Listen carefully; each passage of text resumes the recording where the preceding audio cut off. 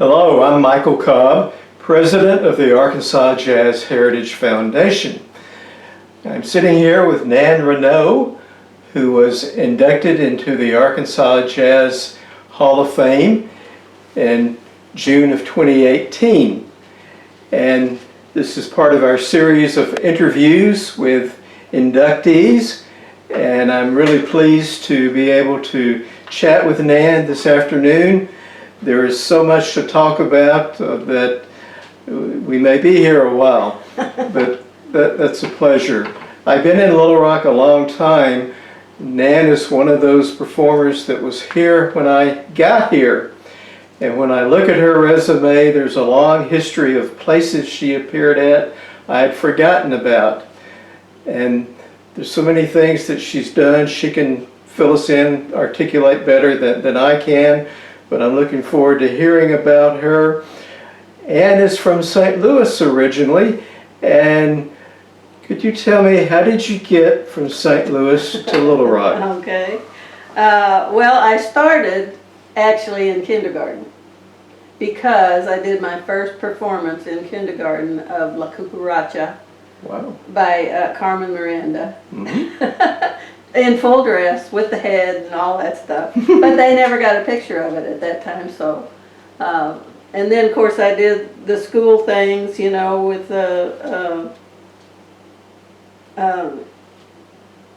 you know, all the things in school that you do, and I sang at everything. I actually had a babysitter when I was very little that listened to Frank Sinatra when she babysat us, and so I grew up on Frank Sinatra. And so that's what gave me the impetus to be a jazz singer from that young, really. And so at 7 I had my own little talent show in my basement. We had a flat, they called them flats there, four-person flat, and had it in the basement. And then in school I did the normal things, you know, where you sing. I sang Summertime. Had a friend just recently remind me that I sang Summertime in the 9th grade that I didn't even remember. So, and then came to Little Rock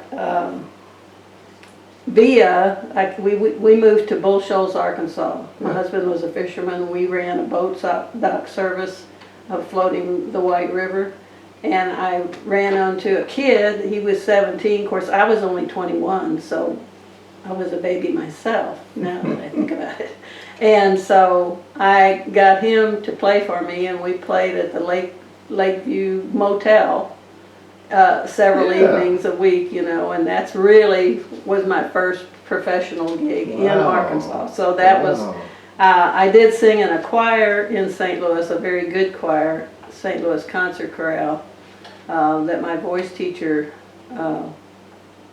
did, and it was a really good choir, and so I have always sung in a very good choir as well as doing jazz too. So then I got to Little Rock, and Jerry was fishing. We moved to the Lake Maumelle, and we were we ran the boat dock, which is the city owns the boat dock, so we didn't really own it. But he went out and caught a bunch of fish one night and brought it into Bud Campbell, who was doing the sports, and they put it on the air. And then after that he became the Arkansas Sportsman, and I got familiar with Bud Campbell. And Bud Campbell was running the noon show also, and had Art Porter as his person to entertain. So I asked him if I could sing on his show, and he said yes, and so that's how I got connected with Art Porter. Wow. And once I was connected with Art Porter, I think Bob Steele saw me on that show, and he contacted me, and so it was him and Bob Steele, and then into Charles Thomas, and then I noticed in coming up with this list and stuff I'm talking about today, that I have not sung with anybody that isn't now or going to be now in the Hall of Fame. So it's just pretty amazing how I lucked out to be with really, really good musicians. So was it Art that got you into jazz? Well, not really. I was in jazz always, Already, you know, when I yeah. even sang in high school, I was singing jazz tunes. Oh, Yeah. okay. So, no, it really wasn't. I just, Mhm. even back in the day, my daddy worked for a company and he had a dictaphone. Yeah. You know what a Oh, dictaphone yeah, I is? remember those. He would bring that dictaphone home for me and I could record on it Oh, similar my to a goodness. recording device. Yeah. And I used that to listen to myself. Yeah. And, Were there female jazz vocalists that you admired? or Well, tried to I did, copy? yeah, I was aware of Ella Fitzgerald and Sarah Vaughan and all of them. I did buy a bunch of Nancy Wilson's records. Yeah. I really liked her style and and Frank Sinatra, I guess, was my go-to guy, but you know, I don't phrase like he does. Mhm. It's kind of funny that I've chosen different phrasing than he does in his songs. I'll do them different. But yeah, it's been the regular run-of-the-mill people that everybody like. You know what I mean? In jazz. Yeah. So, and in high school, I went to Rittner High School, and that the city was the national, in 1955, was the national organization of orchestra and chorus was held downtown at Kiel Auditorium. Oh.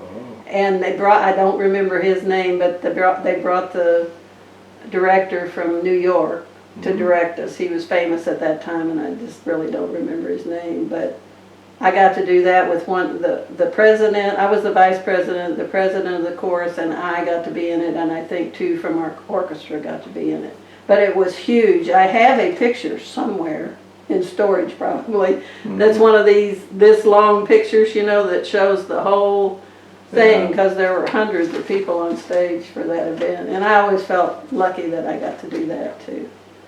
But then, yeah, I just began kind of a career. I was also running a boat dock and raising kids and doing all that, so I didn't sing like, I don't think I ever had an every night gig or anything like that. But we did, with Bob Steele, I did sing for almost a year at the Top of the Rock, which was in the top of the Tower building, which no longer exists. There's a lot of things I know you noticed that they're no longer exist. They're no longer there. That's right. Yeah. I've been in the Tower building, but I was not aware of the Top of the Rock. Most of these other places I'm aware of. Yeah. Yeah, well, it was there. It was like a club, like the Little Rock Club, only it was on the top of that building, and we sang there for a long time. And at that time, the Democrat was a separate paper, and the Gazette was a separate paper, and so all those guys, for some reason, took a liking to us and came down and watched us after work every day. You know, we only sang, I think once or twice a week we did that, but we did it for almost a year. Yeah. And there's so many places, I circled them in your bio, places that I had forgotten about. Island X. Yeah, I don't think that lasted too long. It didn't. The Brown Bottle, Yeah. the Excelsior, so many other things. And an interesting thing to me is that you kind of bookended the Afterthought. You were the first act to appear there. I was the first act to and appear I in the believe Afterthought. that last night that they had jazz, you were the last act. Yeah. And I have a photo of that. Oh, and really? I do. Oh, well, you'll have to give that to me. Yeah. I didn't know that. Yeah. Well, I knew that I was the first one there. That was with Maurice de Klerk, and I sang with him and Frank Seaford for quite a while. We did some gigs at the Air Force NCO club that they have on the Air Force Base, and country clubs all over the state. We did a lot of gigs, and Frank Seaford's on one of my records. I have them laid out over there. I didn't make many recordings, but I did make a few, and actually one recording wound up in New Orleans. I would only handed out maybe 10 of those albums. It's the big 33 1/3 album. and I'd only given a few away, and somehow one wound up in New Orleans with a DJ, and he was playing my record in New Orleans. Oh my goodness. I thought that was strange. And then the other thing, a guy wrote me a letter not too long ago from here, and he found one of my albums at the Goodwill on Highway 10, and I've never been in the Goodwill on Highway 10. So I don't know how that happened either. You know, you might want to check. Somebody you may be streaming. Yeah. You know, there might be like a 25 cents of royalties that you're entitled That I'm to. entitled to, yeah. That's fascinating. That's fascinating. One of the things about Nan, though, is that she has this long history of all these places, but she's still current. She's still doing things. She still appears. She's still learning and growing and developing and working at her craft, which I think is fascinating. There's several places that she's at or has been at just recently. Heights Corner Market a few years ago, Sullivan's on an ongoing basis, and a name that pops up, Swing Band Reunion. That is very dear to you and quite a few other people too. Can you tell me a little bit about that? Yeah, the Swing Band Reunion was started by Betty Ward and Bill Dedman, and Bill has passed away now, so Betty Ward is carrying on, and I've been with that band, and she's had the band for almost 24 years. So we've been rehearsing every Thursday night. We miss a few here and there, but mostly we rehearse every Thursday night, and the band has changed. Different people have passed on, and originally it was all those people, Bill and Betty especially, were from Central High, from the 1956 class. They played in the jazz band at Central High. So that's why they call it the Swing Band Reunion. Yeah. And so, you know, it's been dear to our hearts all the way through. Betty Ward also has a combo, and I did sing with it for quite a while, but then I just had too much going with my choir. I also sing with the Arkansas Chamber Singers, and we're still doing that. In fact, I'm with another choir that's a spin-off of that choir that is singing at Carnegie Hall the end of the month. So I'm going there with that. They're calling it the Carnegie Singers. When we went to London, we called it the Ozark Festival Singers. But I guess they just make up a name to go somewhere. So we're going to be at Carnegie Hall on June the 1st. So that's exciting. Wow. Yeah. That's impressive. And there was one gig you had, I understand you had a sideman who became the leader of the free world. Bill Clinton on saxophone. Oh, yes. And you were singing. When he was governor, I sang with another band, actually. I sang with the Style Masters for 6 years. Yeah. And so that's my claim to fame. When I was with that band, I was on stage and was singing September in the Rain, and he played his sax. He played a chorus on his sax, so yeah, that's my claim to fame. Well, very good. And of course you did have a regular job, a regular day job throughout all of this. Yes, you worked I did. For Little Rock School In fact, District. that was kind of an interesting journey too. I started at Henderson Junior High. I got divorced, and my next door neighbor told me, you really ought to go get the math aide job at Henderson Junior High. So I went through the process, and I got that job, and within the year the registrar at that school retired. And so I asked the principal if I could be the registrar, and he said, you know, I had to go through all the paperwork and stuff, but I became the registrar. And that was before computers. That's probably my phone.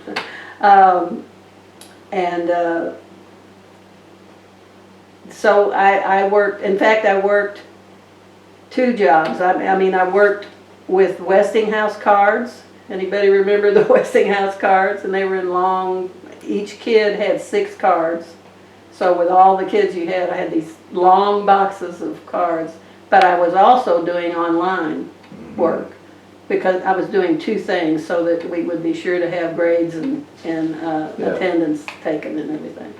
So then I got to move downtown because they needed somebody downtown to teach all the other registrars and secretaries how to do it. So I did. I became a programmer and a systems analyst in that journey, and I was there 27 years, so it's a long journey. Wow. But I'm very grateful because they have what do you call it? I don't have a 401k, but I have Oh, yeah, retirement. a retirement plan. Yeah, So that worked out very good for me. Yeah. Well, So, very good. Yeah. Yeah.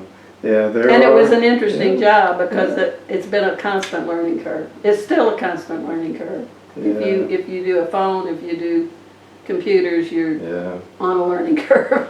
There are a number of musicians locally that work for the school district. That's or true. have worked. That is true, and still do. Yeah. Yeah, David Higginbotham, I think, is still employed by the district. Yeah. And retired. You know, I think of someone growing up in St. Louis and then coming to Little Rock, and I would contrast my perception of the cultural and educational and career opportunities in St. Louis versus Little Rock. Right. But what do you think about that difference? Am I Well, people ask me about Yeah. St. Louis. I've got it all. People ask me about St. Louis, and I never did anything in St. Louis. I married at 19. Yeah. I was here at 21. Mm-hmm. So, you know, and started my life after that. So I never even went to my daddy was very protective of us girls. Yeah, for sure. And he didn't even let me go on the Admiral for my graduation like everybody else did. Because he knew about all that stuff. Yeah. So anyway, I was very protected. Mm-hmm. So, and got married so young that I really moved on before I would have gotten a foothold in St. Louis for jazz. Obviously, they have a lot of jazz. In fact, I looked it up recently. They have 14 swing bands Wow. in St. Louis. So if I do want to find a job, maybe I can, but I don't think I want to anymore. Yeah. When I look back on your career, I'm curious, are there a couple of performers that especially you enjoyed working with or learned from? I'm thinking it could be anybody, but I'm thinking people like Art Porter, Buck Powell. Art people Porter like that. was a perfect gentleman, always, and he was a good player, really a good player. Very, what would you call, serene player, kind of, you know. He played melodically and gently and that kind of thing. Bob Steele was kind of on the other end of the spectrum with being boisterous and all, and he had a propensity to hire young people. He would bring in a bass player that had never played before, like Joe Vick. And Joe Vick, you know, learned how to do time and everything else through jazz and Bob Steele. Yeah. And so that was very interesting. Buck Powell is the youngest one and the one that I get the biggest kick out of. Yeah. Because he comes up with things nobody else comes up with. Yeah. And he is kind of a savant. He plays several instruments. He plays does. bass, he plays sax, he plays piano. So he's been interesting. But what I mostly feel, of course, Charles Thomas is on my album, and Buck Powell played bass. So they're very near and dear to my heart. And Charles Thomas plays all over the keyboard. Yeah. And his goal was to play every jazz song there was in every key. Yeah. And he pretty much did that. And I never was singing in the key anybody else sang in. Yeah. And so, because I was always higher than the run-of-the-mill jazz singer, so they all had to learn my keys, but that was his goal anyway, so he always knew the keys. All my players have known the keys. Betty Ward can play any song in any key, always. She is a complete savant. If she hears it, she can play it. So I've just been lucky. Yeah. Everybody I play with is, and I think about that because I think I'm just not all that great. But I think there's something about me they like. Yeah. That's different than I sing higher, I sing quieter. I think the musicians that have worked with me like that for some reason. Yeah. Yeah, and from what I've seen and heard, the really great musicians make everybody better. Mm-hmm. And they bring out things in other people. Well, that's and probably those people, true. in turn, then like you, then become better, and then Right. you pass it on, and Right. you set the example. Right. In fact, Charles Thomas said to Marion McPartland, he did one of her shows Wow. on PBS or whatever the station is. Yeah. Yeah. And he told her that he learned a lot from the singers he worked with. Wow. And I was one of maybe 2 singers that he worked with. So, so I took that to mean good. Yeah. I did something good. Good. So. What are some favorite memories of your time in Little Rock? Some of them are strange. Bob Steele, long after I'd worked with him regularly, he called me one night and said he was playing at the hotel in North Little Rock, the one that goes down, I think it's not the Hilton, Holiday Inn maybe. Yeah. Yeah. Yeah, going down on the exit. Yeah. So I go over there to sing. Number one, I had laryngitis, Ooh. which I never had in my life until that time I had it. But I could still, croak out a song, and we sang. But what was interesting about that was there was a Pac-Man in the bar. You know what a Pac-Man is? Yeah. And I was to sing through that or over that or something. And so I got through that night, and he said I sounded good because of the raspy voice was a little better for me. And but then he called me in a few days, and he said, "Well, the guy said we can do that gig regularly if you want to." And I said, "Are they going to take the Pac-Man out?" He said, "No." And I said, "Then I won't be there." He said, "I didn't think you would." So those are the kind of stories I have. I have one other story that's even worse than that. Frank Seaford, we were playing at not BB, what's that town going up? Blytheville. We were playing at the country club in Blytheville. Mm-hmm. That's a pretty long way to get up there. Well, it is. And I was lost when I got to the first filling station. And so a cop happened to be there, and so he said, "I'll take you right to it." Well, Frank Seaford was a smoker, of marijuana back in that day when you weren't supposed to do that. And so here I come, and he called me the Snow Queen anyway because I don't drink or smoke or anything. Yeah. And so here I come with the cops pulling right in, right next to him, and there he is smoking, He made a big deal out of that. But I really loved him. He was a good guy. And I've noticed looking through all this stuff that I've played with people that I didn't even remember. The bass players and the drummers quite often were just brought in for one thing or whatever for me, and I didn't really know them as well. It's usually the keyboard people that I know. Yeah. Charles Thomas, Art Porter, and they're the best to know. They're the stars. So. Oh yeah. So I just was lucky. Yeah, you were. Well, yeah. Sometimes it seems that fortune smiles upon us or that we're lucky, but in truth you were active, you were doing things, you were creating those opportunities, and you were open to those opportunities. Yes, I was. I've had to sing. Yeah.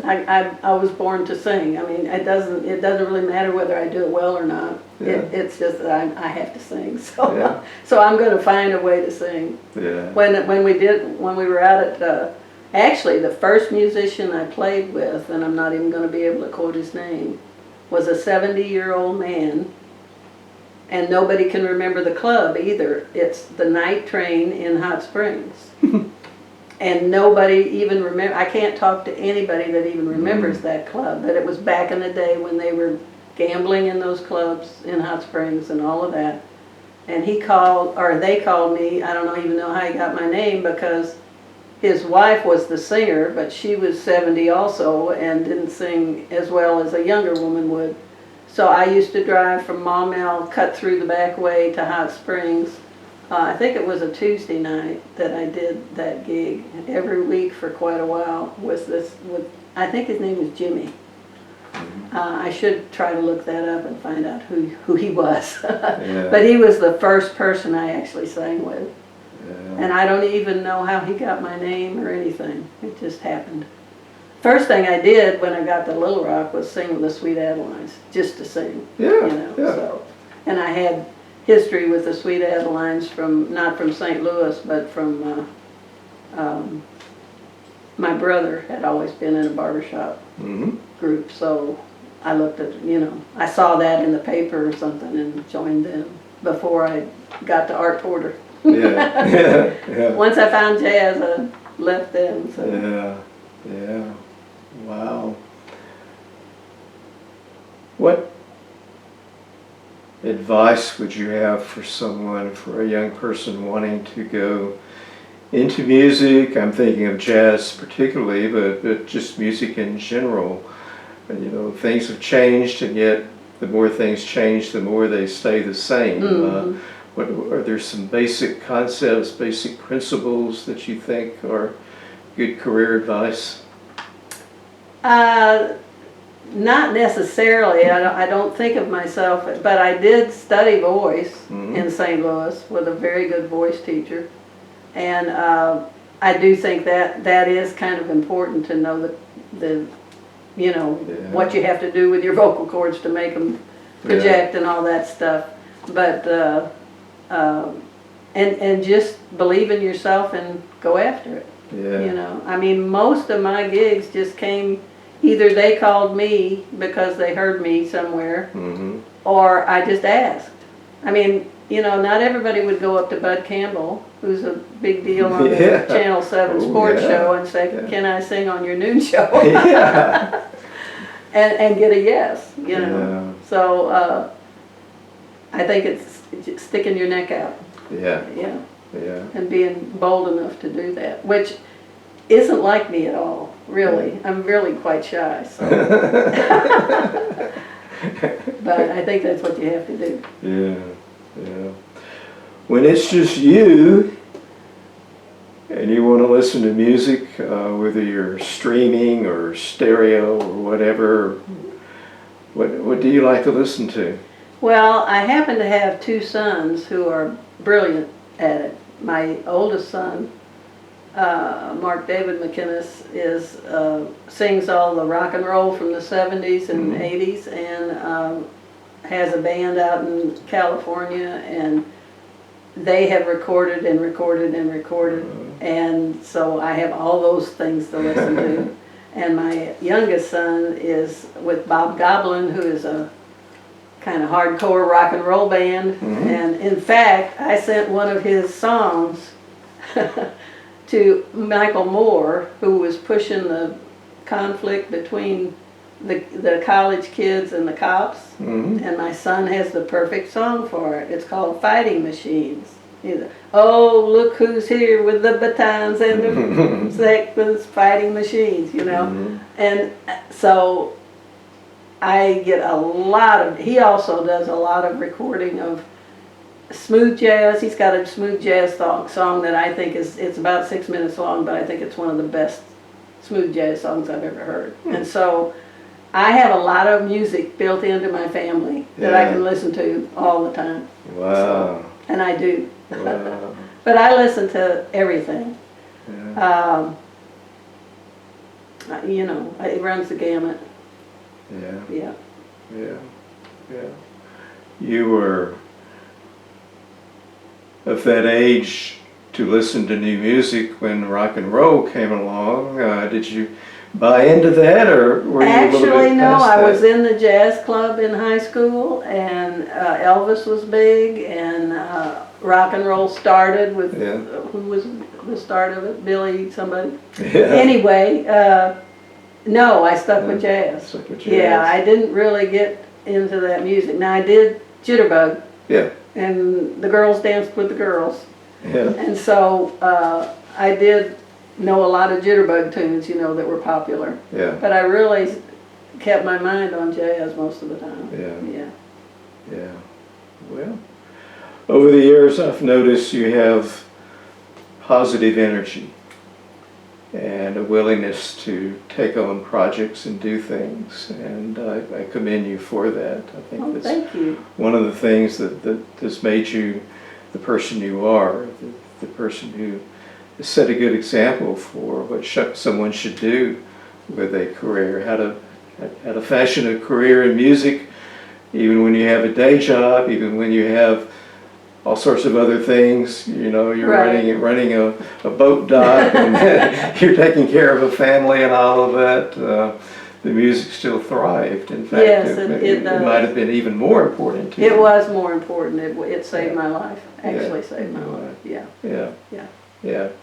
Well, we're glad it did, and I've enjoyed this very much, and it's a pleasure to talk to you, and we're very happy that you are in our Arkansas Jazz Hall of Fame, and that you're active and participating and still going to clubs that you will be around and singing when these places have already closed and gone. There'll be a longer list, but it's just been a delight. Thank you. Dan. Thank you so much. I Thank you. appreciate it. Thank you.